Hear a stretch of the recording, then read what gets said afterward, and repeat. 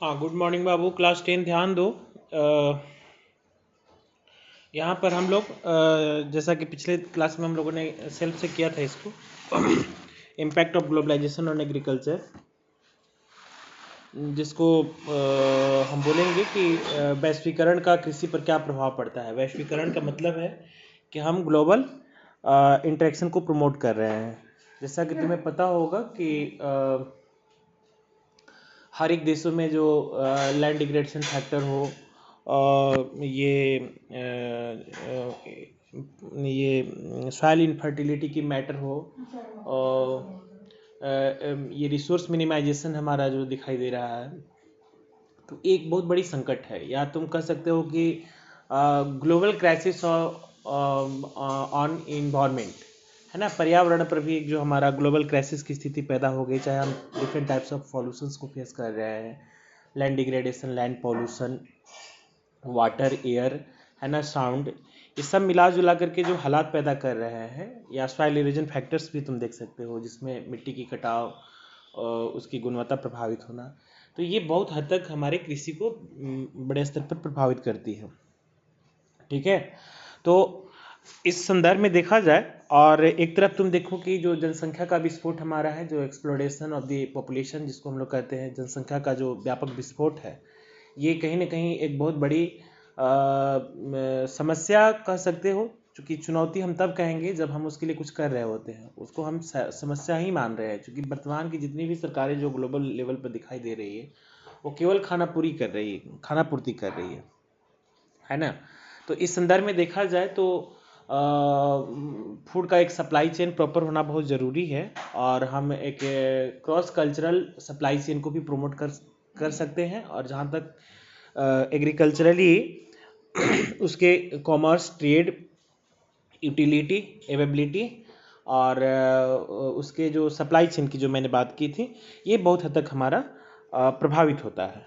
ठीक है, तो आप यहाँ देखो, तुम्हारे बुक में भी ऑलरेडी ये चीज़ दिए हुए है कि globalisation is not a new phenomenon, it was there at the time of their colonisation, है ना, in the 19th century, when European traders came to India, and that time too, and India spices were exported to different countries of the world, and farmers of the South India were encouraged to grow these crops, and till today it is one of the important items of the export from India।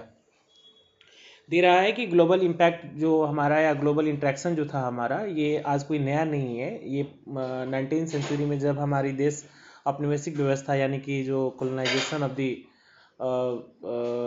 Country, यानी कि जो trade हमारा चलता था British East India company, और British ही उस समय भारी था, चाहे यूरोपियन कंट्री में और भी सारे देश, जिसमें डच, फ्रांसीसी, पोर्तुगीज, स्पेनिश, डेनिश, ये सब देश थे हमारे, ये उसमें पार्टिसिपेट करते थे। तो ये तुमको पता होना चाहिए कि भारत की तरफ अट्रैक्ट होने के 2-3 कारणों में से एक था धन की प्रचुरता, बिजनेस और व्यवसाय करने के लिए अनुकूल माहौल, और यहाँ के मसालों से ना यूरोपियन कंट्री के खानों में स्वाद हमारा बढ़ता था। साउथ इंडिया के जो केरला के मसाले तो पूरे वर्ल्ड में फेमस होते हैं, और सबसे ज़्यादा रेसिपी, जैसा कि मैंने पिछले क्लासेज में तुम लोग को बताया भी था, और सबसे ज़्यादा अच्छा डाइट और हेल्दी कल्चर हमारा भारत में अवेलेबल होता है। तो कुछ ऐसे चीज़ें जो थी, जो ट्रेड एंड कॉमर्स के पॉइंट ऑफ व्यू से काफ़ी अट्रैक्ट करता था यूरोपियन कंट्री के देशों को, और ये बहुत हद तक केरला और साउथ इंडिया से बने हुए मसालों की मतलब ट्रेडिंग किया करते थे। ठीक है, so during the British East India Company period, cotton belts of the India attract the British, and the utility cotton was exported to Britain as a raw material for their textile industry, and ये cotton textile industry of the Manchester and the Liverpool flourish due to the availability of the good quality cotton from India. इसमें दे रहा है कि मसाले के बाद में एक अट्रैक्शन का एक सबसे बड़ा कारण तुम्हें पता होना चाहिए कि इंडस्ट्रियलाइजेशन की जब प्रारंभ हमारी हुई थी, तो उसमें सबसे पहले कॉटन मिल्स को स्टेबल करने की बात हमारे लिवरपूल में और मैनचेस्टर में की गई थी। और तुम्हें ये भी पता होना चाहिए कि भारत में सबसे बेस्ट रॉ मटेरियल्स हमारे कॉटन इंडस्ट्री के लिए उपलब्ध रहता है। ठीक है, तो ये होता क्या था कि जैसा कि तुम लोगों ने इंडस्ट्रियलाइजेशन में पढ़ा है कि जो British East India company Bharat की तरफ जब आती थी तो वो तैयार मालों को लेकर के आती थी, और उसके खाली जहाज़ खाली नहीं जाते थे, बल्कि यहाँ से मजदूरों को और रॉ मटेरियल्स को लेकर के वापस जाते थे मैनचेस्टर और लिवरपूल की तरफ में। और चूँकि सबसे बेस्ट क्वालिटी के रॉ मटेरियल्स कॉटन इंडस्ट्रीज़ के लिए भारत में हमारा उपलब्ध हुआ करता था, इसके कारण भी हमारा ट्रेड एंड कॉमर्स जो था ब्रिटिश ईस्ट इंडिया कंपनी या अन्य ऐसे यूरोपियन कंट्री के जो ईस्ट इंडिया कंपनी थी हमारी, उसका प्रमोशन हमारा हुआ करता था। So there I give have read about the Champaran movement which started in the 1917 in Bihar. This was the started because the farmers of that region were forced to grow indigo in the on their land because it was a necessary for the textile industry which were located in the Britain, and they were unable to grow food grains to sustain their families. और एक ऐसा ही moment तुम लोगों ने देखा होगा, सुना होगा, ये नेशनलिज्म इन इंडिया में तुमने सुना भी है कि जो ये महात्मा गांधी ने बिहार में आकर के, ये राजकुमार शुक्ल जो थे, इन्होंने इनको इनवाइट किया था 1917 में आकर के, जो किसानों को बाध्य किया जाता था इंडिगोज यानी कि नील की खेती करने के लिए। नील हमारा एक तरीके का वो पेंटिंग्स वगैरह में काम आता है, हमारा कपड़ों की जो रंगाई उगाई होती है उसमें इसका काम किया जाता था। तो देखो, जब आज़ादी जब नहीं मिली थी तो ये तो ऑलरेडी कॉलोनीज कंट्री थी, यहाँ पर सरकार दूसरे की चल रही थी, तो एग्रीकल्चर एंड तमाम प्रकार के क्षेत्रों में कोई इम्प्रूवमेंट और डेवलपमेंट का कोई कार्य तो वो होता नहीं था। और ऊपर से तो अब किसानों के पास में केवल सस्टेन करने के लिए, जिसको हम लोग सब्सिस्टेंस एग्रीकल्चरल एक्टिविटीज़ कहते हैं, वो जीवन यापन करने के लिए खेती किसानी किया करते थे। अब वहाँ पर फोर्स किया जाता था ना कि तुम खेती किसानी करो इंडिगोज का, और इंडिगोज को औने पौने दामों पर खरीद लिया जाता था।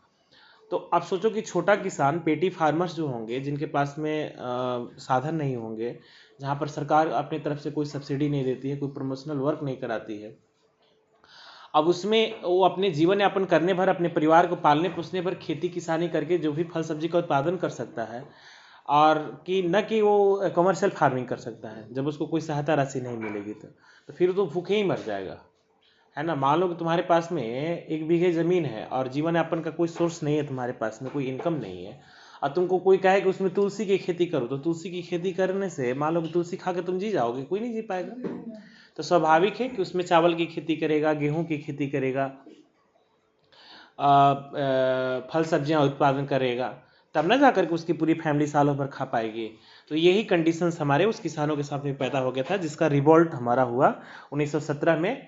महात्मा गांधी ने सत्याग्रह किया था, रिवॉल्ट नहीं कर सकते हो उसको, सत्याग्रह, चूँकि गांधी के विरोध करने का तरीका हमारा सत्य के सिद्धांतों पर आधारित था कि जो सही है उसके लिए हमें शिष्टापूर्वक आग्रह करना है। और सिविल डिसोबीडियंस का भी कंसेप्ट तुम्हारा नेशनलिज्म में तुम लोग पढ़ चुके हो। मतलब आग्रह भी करना है तो विनय के साथ में, सविनय, है ना, विनय के साथ में हमें आग्रह करना है, और सही बात होगी तो उसको लोग एक्सेप्ट कर लेंगे। ऐसा सिद्धांत हमारा गांधी के सिद्धांतों पर आधारित था, ठीक है। So under the globalisations, particularly after 1990, the farmers in India have been exposed to the new challenge, and despite being the important producer of rice, cotton, rubber, uh, uh, tea, coffee, jute and spices, or agriculture products are not able to compete with the developed countries because of the highly subsidized agriculture in those countries. इसमें दे रहा है next तुम्हारा कि 1990 के बाद वैश्वीकरण के कारण भारतीय किसानों को अनेक नई चुनौतियों का सामना करना पड़ रहा था, जिसमें चावल की खेती करना, कपास, रबर, चाय, कॉफ़ी, जूट और मसालों को मुख्य उत्पादन होने के बावजूद भी भारतीय जो कृषि जो थी, विश्व के विकसित देशों के रेस्पेक्टिव देखा जाए तो उतनी सक्षम नहीं थी, क्योंकि उन्हें उन देशों में कृषि की अत्यधिक सहायता दी जाती थी, सब्सिडीज रिलीज की जाती थी। यहाँ पर ऐसा व्यवस्था नहीं था। लेकिन अभी वर्तमान में जो तुम्हारा कृषि बिल आया है, ये कहीं ना कहीं ये किसानों के प्रमोशन की बातें करता है। हालांकि इसमें कुछ विसंगतियाँ भी हैं, फॉल्ट भी हैं, जिसमें एमएसपी को लेकर के हाय तबाह मचा हुआ है। इसके बाद में तुम्हारा भूमि सुधार जो कानून की जो बात, उसमें भटाई बिल वगैरह की जो बातें आ रही है, तो वो भी एक डिस्प्यूट मैटर तुम्हारा है।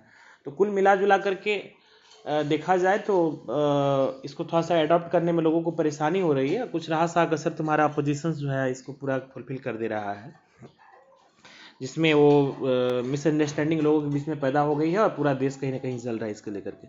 लेकिन कहीं ना कहीं कृषि बिल देश के कृषि कानूनों के सुधारात्मक कानूनों में से एक हमारी मानी जा सकती है। ठीक है। सो दे रहा है कि today's Indian agriculture find itself on the crossroads to make the agriculture successful and profitable. Proper thrust should be given to be the improvement of the conditions of the marginal and the small farmers. And the green revolution promised much, but today it is under controversies. It is a wing of the Alice that it has causes land degradation due to the overcrush of the chemicals, drying aquifers and the vanishing and a biodiversity. The keyword today is gene revolutions, which includes genetic engineering. ठीक है।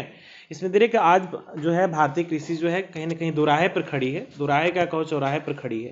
ठीक है। यदि भारतीय कृषि के सक्षम और लाभदायक बनाने की व्यवस्था की जा रही है, उसमें सीमांत किसानों की स्थिति को सुधारना होगा। छोटे फार्मर्स, अभी छोटे फार्मर्स की स्थिति को सुधारने के लिए भूमि स्वामित्व कानून को लाने की बात कर रहा है कि किसान जो है जो खेती करता है ज़मीन पर वही उसकी मालिकाना हक लेगा। तो फिर इसमें मालिक और जो बटाईदारों के बीच में एक कंट्रोवर्सी क्रिएट हो रही है हमारी। इसके बाद में दे रहा है कि हरित क्रांति ने लंबे चौड़े फायदे वायदे किए गए थे, लेकिन आज तक वह विवादों से घिरी हुई है। यहाँ देश में कोई भी कानून बनता है ना, तो सबसे ज़्यादा जिस व्यक्ति के लिए कानून बना है ना उसको लाभ नहीं पहुँचता है, और वकील लोगों के ना यहाँ खुशी की लहर दौड़ जाती है, क्योंकि वो मामला न्यायालय में कोर्ट में जाने ही वाला है ऐसा। तो ये एक बहुत बड़ी अभिशाप हमारी है। ठीक है। और इसके बाद में ये भी आरोप लगाया जाता रहा है कि हरित क्रांति के दौरान अधिक रसायनों का प्रयोग होने के कारण, मतलब केमिकल का प्रयोग होने के कारण या वाटर टैप के सूखने के कारण, जैव विविधता जो है विलुप्त होने के कारण भूमि का निम्नीकरण हुआ है, यानी कि डिग्रेडेशन ऑफ द लैंड। तो आज ये कह रहा है कि जीन क्रांति शब्द संकेत हैं जिनके जेनेटिक इंजीनियरिंग उसको शामिल किया जाता है। अब देखो इसमें इंजीनियरिंग की जो बातें की जा रही है उसमें नई संकर किस्मों की जो बीजों का डेवलपमेंट करने की बात हमारी की जा रही है। तो तुम्हें पता होगा कि लैंड डिग्रेडेशन फैक्टर्स में बहुत ज़्यादा फर्टाइल मतलब ये केमिकल फर्टिलाइजर्स का यूज़ करने से भी हमारा डिग्रेडेशन होता है। तो इसको जगह पर कह रहा है कि कुछ ऐसे हमारे जेनेटिकल इंजीनियरिंग को प्रमोट करके हम मिट्टी की गुणवत्ता को सुधार सकते हैं, कुछ साइंटिफिकल अप्रोच के साथ एग्रीकल्चर करके हम संसाधनों का यूटिलाइजेशन को सिक्योर करके भी हम उत्पादन को बढ़ावा दे सकते हैं। ठीक है। तो एक नई तुम्हारी ये कंटेंट का ये है जेनेटिक इंजीनियरिंग, तो ये तुम कर लेना, तुमको हो सकता है कि आने वाले समय में एग्जाम में तुमको पूछ भी दे। ठीक है, कि what do you mean by this term. तो दे रहा है कि आज के डेट में ऑर्गेनिक कृषि का अधिक प्रचलन हो गया है, क्योंकि इस उर्वरक और कीटनाशकों जैसे कारखानों और नियमित रसायनों के बिना की जाती है, इसलिए पर्यावरण पर भी इसका नकारात्मक प्रभाव नहीं पड़ता है। तो अब देखो, कहने का मतलब ऑर्गेनिक खेती करोगे तो ऑर्गेनिक खेती तो एक लिमिट में ही हो सकता है ना, और ऑर्गेनिक खेती से पूरे देश कितनी बड़ी पॉपुलेशन का पेट भी नहीं भरा जा सकता है। जो हालात हैं, महंगाई इतनी चरम सीमा पर है कि मार्केट में फल सब्जी खरीदने के लिए तुम जाओ तो तुम्हें पता चल जाएगा कि वर्तमान समय में क्या स्थिति इसकी है। तो ये जब हम मास लेवल पर प्रोडक्शन करेंगे, कमर्शियल फार्मिंग जब तक नहीं करेंगे तब तक संभव ही नहीं है। और ऑर्गेनिक फार्मिंग्स में बहुत लिमिटेड मतलब प्रोडक्शन हमारा होता है, तो इस बात का ध्यान रखना जरूरी है। हालांकि अभी वर्तमान में एक नीम लेपित यूरिया की बात हो रही है कि यूरिया जो हमारा केमिकल फर्टिलाइजर्स होता है उसके ऊपर में नीम का एक अमलगम चढ़ाया जाएगा, यानी कि उसके नीम के मतलब वो क्या कहते हैं, एक प्रकार का वो अर्क बनाया जाएगा, केमिकल हमारा वाटर टाइप का, और उसमें ऑर्गेनिक में उसको ऐड कर दिया जाएगा। नीम लेपित यूरिया के लाने की बात, यानी कि यूरिया से मतलब फ़ायदा भी हो और नीम से तुम्हारा मिट्टी की गुणवत्ता भी हमारी प्रभावित नहीं होनी चाहिए। तो इसमें दे रहा है कि कुछ शास्त्री ऐसे भी हैं जिनका विश्वास है कि बढ़ती जनसंख्या, घान घटते आकारों में जोतों के यदि खदानों की खेती की जा रही होती है तो किसानों का भविष्य काफ़ी अंधकारमय हो सकता है हमारा। और भारत में लगभग 60 करोड़ लोग लगभग 25 करोड़ हेक्टेयर भूमि पर निर्भर हैं। इस तरीके से देखा जाए तो एक व्यक्ति के हिस्से में औसतन आधा हेक्टेयर से भी कम भूमि आती है, और भारतीय किसानों को खदानों के स्थान पर कीमती फसलें उगानी चाहिए। इससे उनकी आमदनी में वृद्धि होगी, उसके साथ पर्यावरण निम्नीकरण में भी कमी आएगी, और इसमें फल, औषधि पौधे, बायोडीजल्स, फ्यूल जिसको जट्रोफा और जोजोबा के पौधे हमारे होते हैं। फूलों और सब्जियों को उगाने के लिए चावल या गन्ने से बहुत कम सिंचाई की आवश्यकता है। और भारत में जलवायु विविधता के विभिन्न प्रकारों की कीमती फसलों का उपयोग। अब इसमें देखो थोड़ा सा तो बदलाव करना पड़ेगा, जैसे कि हमारे बिहार में ही, बहुत दूर नहीं जाना है, अपने बिहार में ही तुम देखो कि हम जैसे कि बायोफ्यूल्स में जो जट्रोफा और जोजोबा के पौधों की बातें कर रहे हैं, या इथेनॉल प्रोजेक्ट लगाने की जो बातें हमारी हो रही है। इसके अलावा तुम देखोगे कि जब हम एग्रीकल्चर वेस्टेज को कहीं ना कहीं, जैसे पराली जलाने वाला मैटर है, तो इसके ये डिकम्पोजिशंस का ना एक हमारा स्ट्रेटेजी होना चाहिए कि कैसे इसका, चूँकि जो वेस्टेज हमारे होते हैं एग्रीकल्चर के, वो कहीं ना कहीं पशुओं के लिए चारा के लिए हमारा यूज होता है। इसके अलावा बिहार में ट्रेडिशनली तुम खेती देखोगे कि दो तरीके की खेतियों का उत्पादन बड़े स्तर पे किया जाता है, खरीफ फसलों का उत्पादन और रबी फसलों का उत्पादन। अगर हम हॉर्टिकल्चर को प्रमोट कर दें, यानी कि तुम लोग देखोगे कि मार्च अप्रैल से लेकर के जून जुलाई तक, है ना, सभी किसान गांव में बैठे रहते हैं, वो कोई काम नहीं करते हैं। तो उस बीच में अगर हम एग्रीकल्चर में इरिगेशनल फैसिलिटी को प्रमोट कर दें, सिंचाई के साधनों का अगर विकास किया जा सकता है नलकूप के माध्यम से, ये ड्रिप इरिगेशन के माध्यम से, तो उस 4 महीने में कुछ ऐसे ऑर्गेनिक सब्सटेंसेस का प्रोडक्शन करके,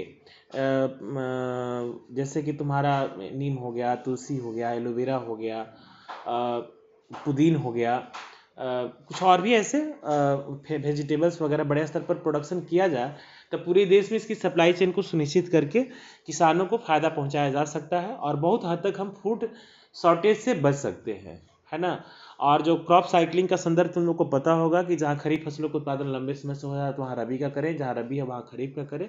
इस बीच में अगर जायद फसल, जिसको हम लोग कैश क्रॉप कहते हैं, इसका भी प्रोडक्शन करते हो, तो कहीं ना कहीं जो भी हमारा नाइट्रोनाइजेशन हो, या इवन उसमें 1.5 या 2 महीने के लिए हमारा सॉइल ट्रीटमेंट की व्यवस्था होनी चाहिए, है ना, कि उसकी मिट्टी की गुणवत्ता को कैसे इम्प्रूव किया जा सके।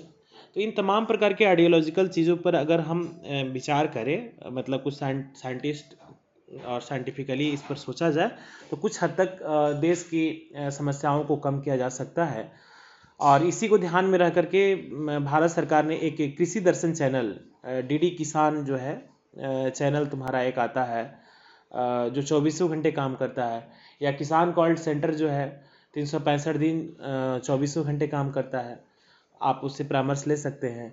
इवन बिहार में हमने देखा है कि जो आज कृषि बिल देश में आया है, ये बिहार में तुम्हारा 2008 में ही डॉक्टर APJ अब्दुल कलाम ने इसका उद्घाटन किया था। कृषि रोड मैप आया था। उस कृषि रोड मैप में मतलब एक साइंटिस्ट की नियुक्ति, तुम्हारी एग्रीकल्चरल साइंटिस्ट की नियुक्ति पंचायत स्तर पर करने की बात हुई थी, जो बिहार में बहुत लंबे समय से चला आ रहा है। इसके अलावा तुम देखोगे कि ICAR जो है, इंडियन काउंसिल ऑफ ये एग्रीकल्चरल रिसर्च जो है, उसको भी हर राज्यों में प्रमोट करने की बात, कृषि विश्वविद्यालय को प्रमोशन की बातें हमारी हो रही है। इसके अलावा बाजार समिति का, पिछले दिनों जो हम लोगों ने चर्चा किया था, बाजार समिति का जो दायरा है वो जिला स्तर से बढ़ा करके वो प्रखंड स्तर तक ले जाने की बात हो रही है, ताकि छोटे किसान जिनके पास में लागत पूंजी कम होती है हमारी, तो वो अपनी मंडियों में चीज़ों को लेकर के जाएं और उचित मूल्य पर अपने सामान को बेचें। या अभी वर्तमान में एक रेलवे ने पहल की है कि देश के साउथ टू नॉर्थ की तरफ में प्रोडक्ट का, मतलब साउथ इंडिया के प्रोडक्ट को नॉर्थ की तरफ, नॉर्थ इंडिया के प्रोडक्ट को साउथ की तरफ में ले जाने के बाद इससे फ़ायदा ये होगा कि किसानों को उसके दाम, मतलब उचित मूल्य मिलेंगे। जैसे आज देखो महाराष्ट्र, ये हमारे यहाँ प्याज की एक स्थिति पैदा हो गई है क्राइसिस की। अब प्याज में बहुत सारे फैक्टर्स लोग चर्चा कर रहे हैं। 80 रुपये किलो प्याज तुम्हारी, अब अंदाज़ा लगा सकते हो कि गरीब की थाली से अगर दाल भी गायब हो गई है, इस कोरोना काल में आमदनी भी प्रभावित हो गई है, यदि प्याज भी नहीं खाएगा, सब्जी भी अभी उसको भरपूर मात्रा में नहीं मिलेगी, तो वो मेल न्यूट्रिशन यानी कि तुम्हारा कुपोषण के शिकार होकर के वो बेचारा उसमें डेथ कर सकता है ना। तो इस स्थिति में क्या है, अब प्याज की क्राइसिस को तुम देख सकते हो। प्याज की क्राइसिस में अब सरकार को कंट्रोल करना पड़ रहा है। तो अब इसमें बहुत सारी बातें हो रही है कि महाराष्ट्र में प्याज का, चेन्नई में और राजस्थान में प्रोडक्शन बड़े स्तर पर होता है। वहाँ पर क्लाइमेट चेंजिंग यानी कि तुम्हारा जल वर्षा ज़्यादा होने के कारण खेत में फसल ही बर्बाद हो चुकी। दूसरा, प्रॉपर सप्लाई चेन ना होने पर। तीसरा, बिहार में इलेक्शन की स्थिति पैदा हो गई है, बड़े स्तर पर गाड़ियों की कमी हो गई है। तो इस हिसाब से देखो 100 रुपये किलो तक भी प्याज तुम्हारे गलियों में मिल रही है। तब 100 रुपये किलो सेव खाओगे कि प्याज खाओगे, तुम्हें डिसाइड करना है। लेकिन समस्या तो है, है ना। तो इन हालातों में ऐसी सरकार को व्यवस्था करनी चाहिए, बड़े स्तर पर कोल्ड स्टोरेज की व्यवस्था होनी चाहिए जहाँ पर ड्राई चीज़ों का संरक्षण किया जा सके, जैसे आलू हो गया, प्याज हो गया, या अन्य सब्जियाँ जो लंबे समय तक उसमें सुरक्षित और संरक्षित रखी जा सकती है। या पिछले दिनों भारत की सरकार ने एक व्यवस्था की थी पैकेटिंग का, पैकिंग जो काफ़ी दुरुस्त होना चाहिए। अब सेव तुम्हारे स्वास्थ्य के लिए कितना उपयोगी है, और सेव तुम्हारा जम्मू एंड कश्मीर और हिमाचल प्रदेश से जब पटना की तरफ आता है तो उसमें 30% तक सेव रास्ते में ही रह जाता है तुम्हारा, उसकी पैकिंग काफ़ी वीक होती है। तो उस पैकिंग को भी प्रमोट करके हम महंगाई भी रोक सकते हैं और एक्चुअल रिसोर्स का प्रॉपर यूटिलाइजेशन भी हम लोग कर सकते हैं। ठीक है, तो इन तमाम प्रकार के ऐसे आइडियोलॉजिकल चीज़ों के साथ में अगर सरकार एग्रीकल्चरल वर्क को प्रमोट करे तो बहुत हद तक हम इस समस्या से निपट सकते हैं। ठीक है, इसमें एक छोटा सा केस स्टडिकल टाइप के दिए हुए, चूँकि इस बार केस स्टडी का जो है थोड़ा सा संदर्भ बढ़ गया है, चूँकि बड़े स्तर पर केस स्टडी को प्रमोट करने की बात हमारी CBSE के द्वारा कहा गया है। तो इसमें दे रहा है कि change in the cropping pattern of the example for the to the high value of the crops will mean that the India will have to the import food. इसमें कह रहा है कि अनाज की जगह अगर ऊंचे मूल्य की फसलों का उगा करके अगर परिवर्तन का अर्थ होता है तो उसमें भारत को खाद्य पदार्थों का आयात करना पड़ेगा, और 1960 के दशक में इसके आपदा के रूप में देखा जाता। लेकिन यदि भारत कीमती फसलों को उत्पादन निर्यात करके खाद्यान्न आयात करते हैं, अगर मंगाते हैं, तो भारत भी चिली, इजराइल, इटली की अर्थव्यवस्थाओं के अनुकरण करेगा। तो आने वाले समय में विभिन्न कृषि उत्पाद जैसे कि फल और फलों से बने हुए शराब भी, इसकी मांग जो है वर्ल्ड के अन्य देशों में बहुत ज़्यादा है। इसके अलावा ऑलिव जो है, जैतून, उसके बीजों के निर्माण करना, निर्यात करके खाद्य पदार्थों की आयात किया जा सकता है। और क्या हम ये खतरा मोल लेने के लिए तैयार हैं, इस विषय पर भी वाद विवाद किया जा सकता है, यानी कि एक डिबेट करना है, जो आप नहीं करेंगे, हमको पता है। ठीक है, हाँ। तो इसमें है क्या कि ऐसे जो केस स्टडिकल थीम होती है, इस पर तुम्हें विचार करना चाहिए कि हम अपने देश की कृषि व्यवस्था को कैसे दुरुस्त कर सकते हैं, है ना। चूँकि पढ़ रहे हैं तो पढ़ने का मतलब केवल सुन लेना नहीं होता है कहानी, उस पर विचार भी करना बहुत ज़रूरी हमारा होता है। तो ऐसी बातों को आप समझे, देखें, और इस तरीके से चैप्टर तुम्हारा बाबू समाप्त हो गया। ठीक है, तो इसको आप वीडियो लेक्चर को सुनिए, और यदि कहीं समस्या आती है तो आप बात कर सकते हो। ओके।